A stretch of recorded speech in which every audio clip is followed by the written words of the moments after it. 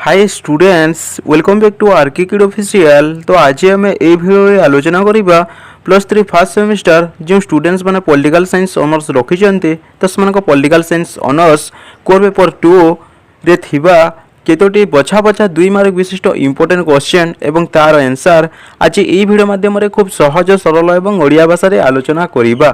तो भिडियोटी स्टार्ट करने आगु तुमको मुझे जनवाक चाहे जदि चैनल को नुआ ही आसी नुआ ही भिडियो देखुंत एपर्यंत सब्सक्राइब करना तेज आग को ये शैक्षिक भिडियो देखापी आमर यही YouTube channel RK kid official को निश्चित सब्सक्राइब करेंगे और सब्सक्राइब करने सहित ये भिडियोटी निज सांगसाथी को निश्चित शेयर करदे। तो चलते भिडियोटी बेस किसी समय डेरी नक फटाफट स्टार्ट करवा। तो एठारे तुम्हें देखिपुव निम्नलिखित प्रश्नगुड़िकर उत्तर 2 वा 3 वाक्य लेख 2 नंबर सम्मिलित प्रश्नोत्तर अर्थात गोटे प्रश्न को तुमको 2 मार्क लेखाए। तो तुमको प्रथम इंपोर्टेंट क्वेश्चन रही अच्छी कैबिनेट मिशन ना यह कौन। तो यार आंसर तुमने लिख द्वितीय विश्वयुद्ध पर अटली नेतृत्व में श्रमिक दल इंग्लैंड रे सरकार गठन कला। अटली भारतर समस्या को समाधान करने उद्देश्य निज मंत्री परिषद 3 जन कैबिनेट मंत्री को भारत पठाइले। सेमाने हेले सर स्टाफोर्ड क्रिप्स, लॉर्ड प्याथिक लॉरेंस एवं एभी अलेक्जेंडर। यहाँ कैबिनेट मिशन कहगला। 1946 मार्च मसरे यही कमिशन भारतर अवस्था को अनुध्यान कला एवं ब्रिटिश सरकार को प्रस्ताव देला। सही प्रस्ताव गुड़िक है जथा प्रथमटी हेउछि भारत तार निज संविधान प्रणयन सभा करिब। तापरे नेक्स्ट रही अछि ब्रिटिश सरकार को अधीनस्थ भारत और देशीय राज्यगुड़ी को नहीं एक राष्ट्रसंघ गठन हेबो। तापरे नेक्स्ट रही संविधान प्रणयन पूर्वर एक मध्यवर्तीकालीन सरकार गठित हेबो। तापरे तुमनकर नेक्स्ट क्वेश्चन देखिबा। तो तुमनकर नेक्स्ट इंपोर्टेंट क्वेश्चन रही संविधान रो उत्स ना एटा कौन। तो यार आंसर तुमने लिख भारतीय संविधान विभिन्न देशर संविधान द्वारा प्रभावित होइछि। संविधान प्रणेता माने विभिन्न देशर संविधान कार्य कौशली को आधार करी एक सुंदर संविधान तैयारी करिया को चेष्टा करिसंते। आम संविधान विशेष भाव ब्रिटिश संविधान द्वारा प्रभावित होइछि। संसदीय सरकार व्यवस्था ब्रिटिश संविधान रु आसी अछि। अमेरिका संविधान रु मौलिक अधिकार और उपराष्ट्रपति कार्यधारा आनीत। आयरलैंड संविधान रु राष्ट्रीय निर्देशमूलक नीति उद्धार करा जाइछि। भारतर संघीय व्यवस्था कनाडा और ऑस्ट्रेलिया संविधान द्वारा बहु भाव में प्रभावित होइछि। राष्ट्रपति जरूरीकालीन क्षमता जर्मनी एमआर संविधान रु आनीत। भारत संविधान भारत शासन आईन 1935 अविकल प्रतिछवि कहले भूल हेब नाही कारण संविधान अनेक धारा भारत शासन आईन 1935 रु आनीत।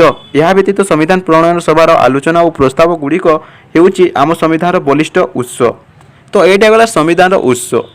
संविधान उत्स कौन तुम मैंने ठीक से बुझीपार। तापर तुमको नेक्स्ट इंपोर्टेंट क्वेश्चन रही समानता अधिकार ना ये समानता अधिकार कौन वर्तमान में ताहा देखिबा। ना ये समानता अधिकार कौन संविधान धारा 14 रु 8 मध्य समानतार अधिकार वर्णना करा जायछि। संविधान 14 धारा अनुसार देश में आईन समस्त को समान भाव में लाभ होता है। जाति धर्म वर्ण भाषा उच्च नीच और धनी दरिद्र निर्विशेष आईन प्रत्येक नागरिकों को समान सुविधा और सुजोग प्रदान करिथाए। धारा 15 अनुसार जाति धर्म वर्ण भाषा लिंग और बासस्थान निर्विशेष समस्त नागरिक मानक सर्वसाधारण स्थान और अनुष्ठान व्यवहार करिवार सुजोग प्रदान करा जायछि। धारा 16 अनुसार प्रत्येक नागरिकों को सरकारी चाकरी क्षेत्र में समानता प्रदान करा जायछि। धारा 17 अनुसार देशर छुआ छुआ भेदभाव बा अस्पृश्यता निराकरण करा जायछि। धारा 18 अनुसार सरकार शिक्षा और सामरिक क्षेत्र भिन्न अन्य कोनोसी उपाधि सम्मान प्रदान करिबारे नाही बोली संविधान घोषणा करिछि। विदेशी राष्ट्र ठारू कोनोसी उपाधि ग्रहण करिबा समय रे राष्ट्रपति को अनुमति आवश्यक। तो मु तुमको गोटे कथा कहवाक चाहे तो एठारे मु जेते भी सब क्वेश्चन डिस्कशन करूचे सब गोटे गोटे इंपोर्टेंट तथा सिलेक्शन क्वेश्चन अटे जोटा कि तुमको परीक्षा रे आसीबार बहुत संभावना रही अच्छे। एथिपे मु तुमको जहाँ सब भी कहूचे तुम मैंने नोट करके लिखि नहीं थिबो कहीं जदि नोट करके लिखि नहीं थिबो तुमको परीक्षा जिते बेले आसीबो से परीक्षा टाइम रे नोटटी बहुत सहायता करिवो। मो कथा तुम मैंने समस्ते बुझी पारुछो ना। तापरे तुमको नेक्स्ट इंपोर्टेंट क्वेश्चन रही मौलिक अधिकार प्रकृति ना ये मौलिक अधिकार प्रकृति कहले कौन बर्तमान आम ताहा देखिबा। संविधान तृतीय भागरे बंदित मौलिक अधिकार प्रकृति गुड़िक है यथा प्रथमटी होउची मौलिक अधिकार गुड़िक न्यायोजित मौलिक अधिकार क्षुण्ण हेले उच्चतम और उच्च न्यायालय यार सुरक्षा करिथान्ते। तापरे नेक्स्ट होउची मौलिक अधिकार गुड़िक निरंकुश नुहे। तापरे नेक्स्ट होउची केतेक मौलिक अधिकार नास्तिवाचक होइथिबा बेले केतेक अस्तिवाचक अटे। तापरे नेक्स्ट होइची रहिची मौलिक अधिकार गुड़िक संसद द्वारा संशोधित होई पारिबो। तापरे नेक्स्ट रही केतेक अधिकार नागरिक मानक सह विदेशी माने उपभोग करिथान्ते। तापरे नेक्स्ट रही जातीय जरूरीकालीन परिस्थिति समय रे मौलिक अधिकार गुड़िकर स्थगित रखा जाए। तापरे तुमनकर नेक्स्ट क्वेश्चन रही सांविधानिक प्रतिकार अधिकार ना यही सांविधानिक प्रतिकार अधिकार कौन ताहा बर्तमान आम देखा। मु तुमको जहाँ भी कहूँ तुमने नोट करके लिखि नहीं था मो कथा बुझीपारुच ना। सांविधानिक प्रतिकार अधिकार नागरिक मानकर सबुठ गुरुत्वपूर्ण अधिकार। यही अधिकारटी अन्य अधिकार गुड़िकर सुरक्षा करिथाए। यही अधिकार फल नागरिक मानकर मौलिक अधिकार क्षुण्ण हेले से ताहार सुरक्षा पे सीधासलख सुप्रीम कोर्ट जोटा कि धारा 32 अनुसार एवं हाईकोर्टर धारा 22 आश्रय नहीं पारिबे। मौलिक अधिकार को सुरक्षा देवाई सुप्रीम कोर्ट और हाईकोर्ट 5 प्रकार रिट जारी करिथाए। से गुड़िक है यथा प्रथमटी होउची बंदी प्रत्यक्षीकरण परमादेश प्रतिषेध तापरे होउची उत्प्रेक्षण और अधिकार पृच्छा। तो संविधान प्रतिकार अधिकार कौन तुम मैंने ठीक से जानी जाइथिबो एवं नोट करी मध्य लिखि नहीं थिबो। तापरे आमे नेक्स्ट इंपोर्टेंट क्वेश्चन तुमको देखिबा राष्ट्रीय निर्देशमूलक नीतिर गुरुत्व। तो तुमको मु आउ थरे कहबाकू चाहे मुझे जिते भी क्वेश्चन मैंने डिस्कसन करुच्ची सब गोटे गोटे इंपोर्टेंट तथा सिलेक्शन क्वेश्चन अटे जोटा कि तुमको परीक्षा आसबार 100% चांस रही अछि। तो तुमको ये क्वेश्चन आंसर तुमने लिखिबो संविधान चतुर्थ भागरे वर्णित राष्ट्रीय निर्देशमूलक नीतिर गुरुत्व है जो प्रथम गुरुत्व होउछि अर्थात राष्ट्रीय निर्देशमूलक नीतिर प्रथम गुरुत्व जोटा कि रही अछि ये नीति गुड़िक भारत में सामाजिक और अर्थनैतिक गणतंत्र प्रतिष्ठा करिथाए। तापरे नेक्स्ट गुरुत्व रही यही नीति गुड़िक भारत को एक जनमंगल राष्ट्र में परिणत करने को सहायता होइछि। तापरे नेक्स्ट नीति रही ये नीति गुड़िक समाज में मानविक मूल्यबोधर विकास करिथाए। तापरे नेक्स्ट नीति रही नेक्स्ट गुरुत्व रही ये गुड़िक शांतिपूर्ण सहावस्थान सहायक होइथाए सहायता होइथाए। तापरे नेक्स्ट नीति होची यही नीति गुड़िक राष्ट्र शासन आधार अटे। राष्ट्रीय निर्देशमूलक नीतिर गुरुत्व कौन तुम मैंने नोट करके लिखि नहीं थिबो। तापरे तुमनकर नेक्स्ट इंपोर्टेंट क्वेश्चन रही राष्ट्रीय निर्देशमूलक नीति भारत को एक जनमंगल राष्ट्र में परिणत कर उद्दिष्ट बुझाई लेख। तो यार आंसर तुमने लिखिबो भारत में समस्त जनसाधारण को सर्वनिम्न जीवन यापन सुविधा जोगाई दे भारत को एक जनमंगल राष्ट्र में परिणत करने यही नीति माध्यम निर्देश दि जाइए। यही नीति अनुसार राष्ट्र सर्वदा जनसाधारण कल्याण यत्नवान होगा सह सेमानक सर्वनिम्न आवश्यकता पूरण प्रयास जारी रखिबो। लोकमानक उन्नति निमित्त सरकार विभिन्न प्रकार योजना प्रस्तुत करी तार सफल कार्यकारिता प्रति ध्यान देइथाए। राष्ट्रीय निर्देशमूलक नीति गुड़िक सरकार कार्यकारी कले भारत एक जनमंगल राष्ट्र में परिणत हो पारिबो। तो ये राष्ट्रीय निर्देशमूलक नीति भारत को एक जनमंगल राष्ट्र में परिणत करने को उद्दिष्ट बुझाई लेख। तो यहाँ तुमने बुझी जाइथिबो बा मु तुमको यार आंसर जोटा कहली तुमने नोट करके लिखि नहीं थिबो। तापरे तुमनकर नेक्स्ट इंपोर्टेंट क्वेश्चन रही अछि राष्ट्रीय निर्देशमूलक नीति राष्ट्र शासन मूल मंत्र यह बुझाई लेख। तो यार आंसर तुमने लिखिबो संविधान चतुर्थ भाग में बंदित राष्ट्रीय निर्देशमूलक नीति राष्ट्र शासन मौलिक अधिकार और शासन मूलमंत्र बोली संविधान धारा 37 से उल्लेख करा जायछि। केंद्र सरकार और राज्य सरकार सेमानक आईन प्रणयन और सरकारी नीति निर्धारण बेले यही नीति गुड़ी को आधार रूपे ग्रहण करिथान्ति। सरकार सब बेले यही नीति गुड़ी को सकारात्मक निर्देश भाव ग्रहण कर यही नीति गुड़ी सफल रूपायन पर चेष्टा करिथाए। भारत एक गणतांत्रिक राष्ट्र होइथिबारु सरकार यही नीति गुड़ी को कार्यकारी न कले जनमत सरकार विरुद्ध में जाइथाए एवं निर्वाचन में यार प्रतिकूल प्रभाव पड़िथाए। तेणु सरकार यही नीति गुड़ी को अणदेखा न करी या खूब गुरुत्वर सह थान्ते। सुतराम राष्ट्रीय निर्देशमूलक नीति राष्ट्र शासन मूलमंत्र अटे। तापरे तुमनकर नेक्स्ट इंपोर्टेंट क्वेश्चन रही अछि संसदर गठन किपरि होइथाए। तो यार आंसर तुमने लिखिबो ଭାରତର କେନ୍ଦ୍ରୀୟ ବ୍ୟବସ୍ଥାପିକାକୁ ସଂସଦ କୁହାଯାଏ। ଆମ ସଂସଦ ଦ୍ୱିସଦନୀୟ ବିଶିଷ୍ଟ ଅଟେ। ସମ୍ବିଧାନ 79 ଧାରା ଅନୁସାରେ କେନ୍ଦ୍ରରେ ଏକ ସଂସଦ ରହିବ, ଯାହାକି ରାଷ୍ଟ୍ରପତି ଓ 2ଟି ସଂସଦ ରାଜ୍ୟସଭା ଓ ଲୋକସଭାକୁ ନେଇ ଗଠିତ। ରାଷ୍ଟ୍ରପତି ସଂସଦର ସଦସ୍ୟ ନୁହନ୍ତି, ମାତ୍ର ସେ ସଦସ୍ୟର ଅବିଚ୍ଛେଦ୍ୟ ଅଙ୍ଗ। ସଂସଦର ନିମ୍ନ ସଦନକୁ ଲୋକସଭା କୁହାଯାଉଥିବା ବେଳେ ଉଚ୍ଚ ସଦନକୁ ରାଜ୍ୟସଭା କୁହାଯାଏ।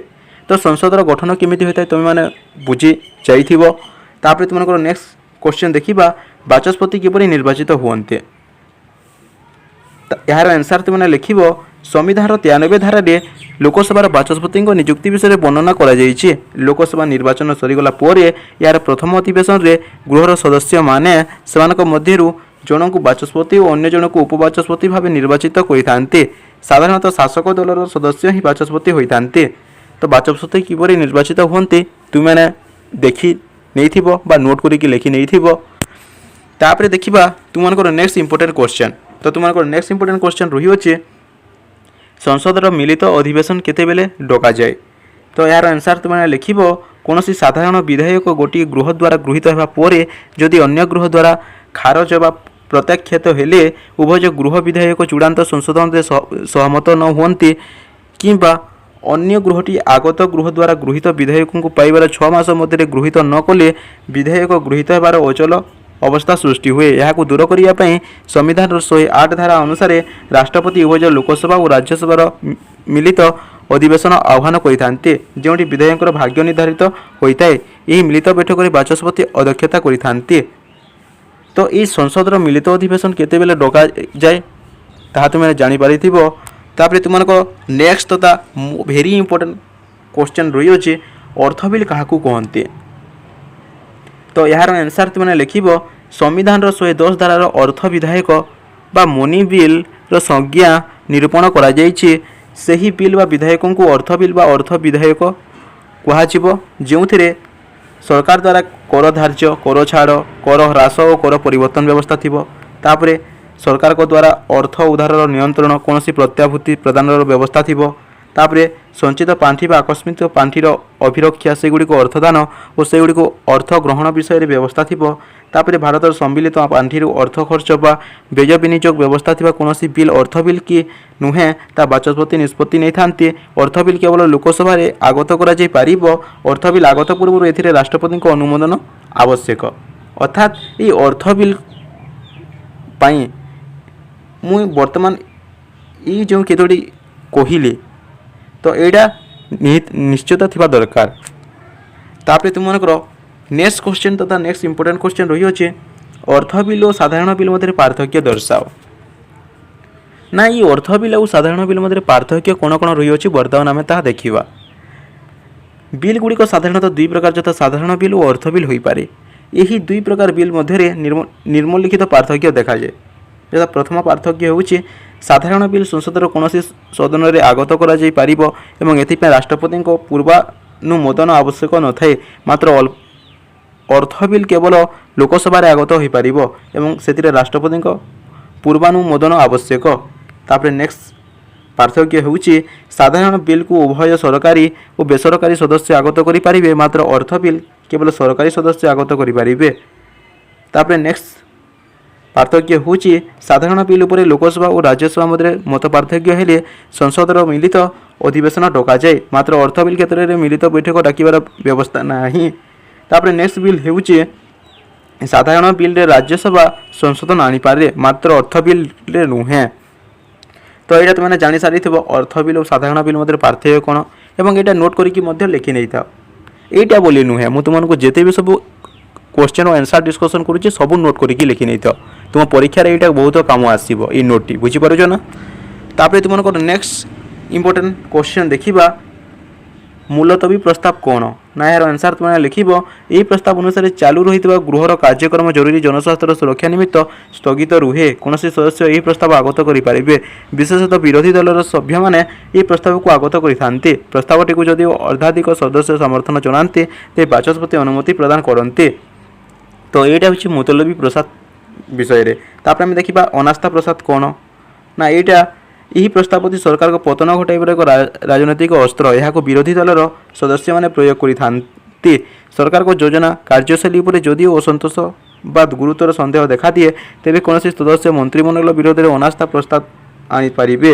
ଏହି ପ୍ରସ୍ତାବ ବିପକ୍ଷରେ ପ୍ରଧାନମନ୍ତ୍ରୀ ଉତ୍ତର ରଖନ୍ତି, ତାପରେ ଭୋଟ ନିଆଯାଏ। ପ୍ରସ୍ତାବ ଯଦି ଅର୍ଦ୍ଧାଧିକ ସଦସ୍ୟଙ୍କ ସମର୍ଥନ ଲାଭ କରେ, ତେବେ ସରକାର ପତନ ଘଟିଥାଏ ବା ମନ୍ତ୍ରିମଣ୍ଡଳ ଭାଙ୍ଗିଯାଏ। ତାପରେ ତୁମମାନଙ୍କର ନେକ୍ସଟ ଇମ୍ପୋର୍ଟାଣ୍ଟ କ୍ୱେଶ୍ଚନ୍ ରହିଅଛି, ରାଷ୍ଟ୍ରପତିଙ୍କ ନିର୍ବାଚନ ପ୍ରଣାଳୀ କେମିତି ହୋଇଥାଏ ତାହା ଦେଖିବା। ସମ୍ବିଧାନର 54 ଓ 55 ଧାରାରେ ରାଷ୍ଟ୍ରପତି ନିର୍ବାଚନ ବିଷୟରେ ବର୍ଣ୍ଣନା କରାଯାଇଛି। ରାଷ୍ଟ୍ରପତି ପରୋକ୍ଷ ଭାବରେ ସଂସଦର ଉଭୟ ଗୃହ ଏବଂ ରାଜ୍ୟ ବିଧାନସଭା ମାନଙ୍କର ନିର୍ବାଚନ ସଦସ୍ୟମାନଙ୍କୁ ନେଇ ଗଠିତ ଏକ ନିର୍ବାଚକ ମଣ୍ଡଳୀ ଦ୍ୱାରା ନିର୍ବାଚିତ ହୋଇଥାନ୍ତି। ଏହି ନିର୍ବାଚନ ସମାନୁପାତିକ ପ୍ରତିନିଧିତ୍ୱ ପଦ୍ଧତି ଅନୁସାରେ ଏକ ହସ୍ତାନ୍ତରୀୟ ମତ ଗୁପ୍ତ ମତପତ୍ର ଦ୍ୱାରା ଅନୁଷ୍ଠିତ ହୁଏ। ଏହି ବ୍ୟବସ୍ଥାରେ ଖଣ୍ଡିଏ ଭୋଟର ମୂଲ୍ୟ ଏକ ନ ହୋଇ ଅନେକ ହୋଇଥାଏ। ରାଜ୍ୟ ଓ କେନ୍ଦ୍ର ମଧ୍ୟରେ ସମତା ଆଣିବା ପାଇଁ ଭୋଟର ଆନୁପାତିକ ମୂଲ୍ୟାଙ୍କନ କରାଯାଇଥାଏ। ରାଷ୍ଟ୍ରପତି ହେବା ପାଇଁ ଜଣେ ପ୍ରାର୍ଥୀଙ୍କୁ ନିର୍ବାଚନରେ ନିର୍ଦ୍ଧାରଣ ସଂଖ୍ୟକ ଭୋଟ ବା ଯଥାଂଶ ହାସଲ କରିବାକୁ ପଡ଼ିଥାଏ। ରାଷ୍ଟ୍ରପତିର ନିର୍ବାଚନରେ ଏକ ହସ୍ତାନ୍ତରୀୟ ଭୋଟ ବ୍ୟବସ୍ଥା ଗ୍ରହଣ କରାଯାଏ। ଏହି ନିର୍ବାଚନରେ ପ୍ରତ୍ୟେକ ଭୋଟଦାତା ଭୋଟ କାଗଜରେ ଉଲ୍ଲେଖ ଥିବା ପ୍ରାର୍ଥୀମାନଙ୍କ ସପକ୍ଷରେ ନିଜର ପସନ୍ଦ କ୍ରମେ ଭୋଟ ଦାନ କରନ୍ତି। ତ ରାଷ୍ଟ୍ରପତି ନିର୍ବାଚନ ପ୍ରଣାଳୀ କେମିତି ହୋଇଥାଏ ତୁମେମାନେ ବୁଝି ସାରିଥିବ ବା ଜାଣି ସାରିଥିବ ବା ଏଇଟା ନୋଟ୍ କରିକି ଲେଖି ନେଇଥିବ। ତାପରେ ଆମେ ଦେଖିବା ନେକ୍ସଟ ଜାତୀୟ ଜରୁରୀ ପରିସ୍ଥିତି। ନା এই ଜାତୀୟ ଜରୁରୀ ପରିସ୍ଥିତି କ'ଣ ବର୍ତ୍ତମାନ ଆମେ ତାହା ଦେଖିବା। ସମ୍ବିଧାନର 352 ଧାରାରେ ଜାତୀୟ ଜରୁରୀ ପରିସ୍ଥିତି ସମ୍ପର୍କରେ ବର୍ଣ୍ଣନା କରାଯାଇଛି। ରାଷ୍ଟ୍ରପତି ଯଦି ଅନୁଭବ କରନ୍ତି ଯେ ଯୁଦ୍ଧ କିମ୍ବା ବୈଦେଶିକ ଆକ୍ରମଣ କିମ୍ବା ଆଭ୍ୟନ୍ତରୀଣ ବିଶୃଙ୍ଖଳା ଯୋଗୁଁ ସମଗ୍ର ଭାରତ କିମ୍ବା ତା'ର କୌଣସି ଅଞ୍ଚଳର ନିରାପତ୍ତା ବିପନ୍ନ ହୋଇଥାଏ ବା ବିପନ୍ନ ହେବାର ସମ୍ଭାବନା ଥାଏ, ତେବେ ରାଷ୍ଟ୍ରପତି କେନ୍ଦ୍ର ମନ୍ତ୍ରିମଣ୍ଡଳ ଲିଖିତ ପରାମର୍ଶରେ ଜାତୀୟ ଜରୁରୀ ପରିସ୍ଥିତି ଘୋଷଣା କରିଥାନ୍ତି। ଜାତୀୟ ଜରୁରୀ ପରିସ୍ଥିତି ଜାରି ହେଲେ ସମଗ୍ର ଦେଶ ଏକ ଐକିକ ରାଷ୍ଟ୍ରରେ ପରିଣତ ହୁଏ। ଏହି ପରିସ୍ଥିତିରେ ଘୋଷଣା ହେବାର ଏକ ମାସ ପରେ ସଂସଦର ଉଭୟ କକ୍ଷରେ ଉପସ୍ଥିତ 2/3 ସଦସ୍ୟଙ୍କ ଅନୁମୋଦନ କ୍ରମେ ପ୍ରସ୍ତାବଟି ଅନୁମୋଦିତ ହେଲେ ଏହାର ସମୟ ସୀମା ପ୍ରତି 6 ମାସ ପାଇଁ ବୃଦ୍ଧି ପାଏ। ଜାତୀୟ ଜରୁରୀ ପରିସ୍ଥିତି ଜାରି ହେଲେ କେନ୍ଦ୍ର ସରକାରଙ୍କ କାର୍ଯ୍ୟପାଳିକା କ୍ଷମତା ବୃଦ୍ଧି ପାଏ। କେନ୍ଦ୍ର ନିର୍ଦ୍ଦେଶରେ ରାଜ୍ୟ ଶାସନ ପରିଚାଳିତ ହୁଏ। ରାଜ୍ୟ ତାଲିକାଭୁକ୍ତ ବିଷୟ ଉପରେ ସଂସଦ ଆଇନ ପ୍ରଣୟନ କରେ ଏବଂ ନାଗରିକମାନଙ୍କ ସ୍ୱାଧୀନତା ଅଧିକାର ଧାରା 19 ଓ ସାମ୍ବିଧାନିକ ପ୍ରତିକାର ଅଧିକାର ଧାରା 32 ଲୋପ ପାଇଥାଏ। ତ ଜାତୀୟ ଜରୁରୀ ପରିସ୍ଥିତି କ'ଣ ତୁମେମାନେ ବୁଝି ସାରିଥିବ। ତାପରେ ତୁମମାନଙ୍କର ନେକ୍ସଟ କ୍ୱେଶ୍ଚନ୍ ଦେଖିବା, ରାଷ୍ଟ୍ରପତି ଶାସନ ବା ରାଜ୍ୟ ଜରୁରୀ ପରିସ୍ଥିତି କ'ଣ ବର୍ତ୍ତମାନ ତାହା ଦେଖିବା। ରାଷ୍ଟ୍ରପତି ଯଦି ରାଜ୍ୟପାଳଙ୍କ ବିବରଣୀ କିମ୍ବା ଅନ୍ୟ କୌଣସି ସୂତ୍ରରୁ ଅନୁଭବ କରନ୍ତି, ତେବେ ସମ୍ପୃକ୍ତ ରାଜ୍ୟ ସରକାର ସାମ୍ବିଧାନିକ ବିଧି ବ୍ୟବସ୍ଥା ଅନୁସାରେ ପରିଚାଳିତ ହେଉନାହିଁ ବା ସେହିଭଳି ପରିସ୍ଥିତି ସୃଷ୍ଟି ହେଉଛି, ତେବେ ସାମ୍ବିଧାନିକ ଧାରା 356 ଅନୁସାରେ ରାଷ୍ଟ୍ରପତି ସେହି ରାଜ୍ୟରେ ରାଜ୍ୟ ଜରୁରୀ ପରିସ୍ଥିତି ବା ରାଷ୍ଟ୍ରପତି ଶାସନ ଘୋଷଣା କରିଥାନ୍ତି। ଏହା ଜାରି ହେବା 2 ମାସ ମଧ୍ୟରେ ସଂସଦର ଉଭୟ ଗୃହ ଦ୍ୱାରା ଅନୁମୋଦିତ ହେଲେ ଘୋଷଣା ହେବା ଦିନଠାରୁ 6 ମାସ ପର୍ଯ୍ୟନ୍ତ ବଳବତ୍ତର ରୁହେ ଏବଂ ସମୟ ସୀମା ପୂରିବା ପୂର୍ବରୁ ସଂସଦ ଦ୍ୱାରା ପୁନଃ ଅନୁମୋଦିତ ହେଲେ ଥରକୁ 6 ମାସ ଲେଖାଏଁ ବୃଦ୍ଧି ପାଇଁ ସର୍ବାଧିକ 3 ବର୍ଷ ପର୍ଯ୍ୟନ୍ତ ବଳବତ୍ତର ରୁହେ। ଏହା ଜାରି ହେଲେ ରାଷ୍ଟ୍ରପତି ରାଜ୍ୟ ସରକାରଙ୍କ ସମସ୍ତ କାର୍ଯ୍ୟ ବା କେତେ କାର୍ଯ୍ୟ ନିଜ ହାତକୁ ନେଇପାରନ୍ତି। ରାଜ୍ୟ ଶାସନ କ୍ଷେତ୍ରରେ ରାଜ୍ୟପାଳର ଉପଭୋଗ କରୁଥିବା ସମସ୍ତ କ୍ଷମତା ରାଷ୍ଟ୍ରପତିଙ୍କ ନିର୍ଦ୍ଦେଶରେ ହୋଇଥାଏ। ରାଜ୍ୟ ବିଧାନସଭାକୁ ଭାଙ୍ଗି ଦିଆଯାଏ ନଚେତ୍ ସ୍ଥଗିତ ରଖାଯାଏ। ସଂସଦ ସମ୍ପୃକ୍ତ ରାଜ୍ୟ ପାଇଁ ସମସ୍ତ ଆଇନ ପ୍ରଣୟନ କରେ ଓ ଅର୍ଥ ବିଧେୟକଙ୍କୁ ଅନୁମୋଦନ ପ୍ରଦାନ କରେ। ଅଧିକାଂଶ ସମୟରେ କେନ୍ଦ୍ରରେ କ୍ଷମତାସୀନ ସରକାର ହେବାକୁ ଏକ ରାଜନୈତିକ ଅସ୍ତ୍ର ଭାବେ ବ୍ୟବହାର କରିଥାଏ। ତାପରେ ଆମେ ନେକ୍ସଟ କ୍ୱେଶ୍ଚନ୍ ଦେଖିବା, କ୍ୟାବିନେଟ୍ ଓ ମନ୍ତ୍ରିମଣ୍ଡଳ ମଧ୍ୟରେ ପ୍ରଭେଦ ବା ପାର୍ଥକ୍ୟ କ'ଣ ରହିଅଛି ବର୍ତ୍ତମାନ ଆମେ ତାହା ଦେଖିବା। କ୍ୟାବିନେଟ୍ ଓ ମନ୍ତ୍ରିମଣ୍ଡଳ ବାହାରକୁ ଏହାପରି ଲାଗୁଥିଲେ ମଧ୍ୟ ପ୍ରକୃତିରେ ସେମାନଙ୍କ ମଧ୍ୟରେ ଅନେକ ପ୍ରଭେଦ ଅଛି। ସମସ୍ତ ପ୍ରକାର ମନ୍ତ୍ରୀମାନଙ୍କୁ ନେଇ ଗଠିତ ପରିଷଦକୁ ମନ୍ତ୍ରିମଣ୍ଡଳ ବା ମନ୍ତ୍ରୀ ପରିଷଦ କୁହାଯାଏ, କିନ୍ତୁ କେବଳ କ୍ୟାବିନେଟ୍ ଫାଇଆ ମନ୍ତ୍ରୀମାନଙ୍କୁ ନେଇ କ୍ୟାବିନେଟ୍ ଗଠିତ ହୋଇଥାଏ। ଅର୍ଥାତ୍ କ୍ୟାବିନେଟ୍ ମନ୍ତ୍ରିମଣ୍ଡଳ ଏକ ପ୍ରମୁଖ ଅଂଶ ସମସ୍ତ କ୍ୟାବିନେଟ୍ ସଦସ୍ୟଙ୍କ ମନ୍ତ୍ରିମଣ୍ଡଳର ସଦସ୍ୟ ଅଟନ୍ତି, କିନ୍ତୁ ମନ୍ତ୍ରିମଣ୍ଡଳର ସମସ୍ତେ କ୍ୟାବିନେଟ୍ର ସଦସ୍ୟ ନୁହନ୍ତି। ମନ୍ତ୍ରିମଣ୍ଡଳ ବୈଠକରେ ସମସ୍ତ ମନ୍ତ୍ରୀ ଅଂଶଗ୍ରହଣ କରିଥାନ୍ତି, କିନ୍ତୁ କ୍ୟାବିନେଟ୍ ବୈଠକରେ କେବଳ କ୍ୟାବିନେଟ୍ ମନ୍ତ୍ରୀମାନେ ଅଂଶଗ୍ରହଣ କରିଥାନ୍ତି। ମନ୍ତ୍ରିମଣ୍ଡଳର ବୈଠକ ଖୁବ୍ କମ୍ ଅନୁଷ୍ଠିତ ହୁଏ, କିନ୍ତୁ କ୍ୟାବିନେଟ୍ ବୈଠକ ନିୟମିତ ଓ ବାରମ୍ବାର ଭାବେ ଅନୁଷ୍ଠିତ ହୋଇଥାଏ। ପ୍ରକୃତରେ ସରକାର କହିଲେ କ୍ୟାବିନେଟ୍କୁ ହିଁ ବୁଝାଯାଇଥାଏ। ଏହା ଦେଶର ସର୍ବୋଚ୍ଚ ନୀତି ନିର୍ଦ୍ଧାରଣକାରୀ ସଂସ୍ଥା ଓ ବାସ୍ତବ ଶାସନ କାଲ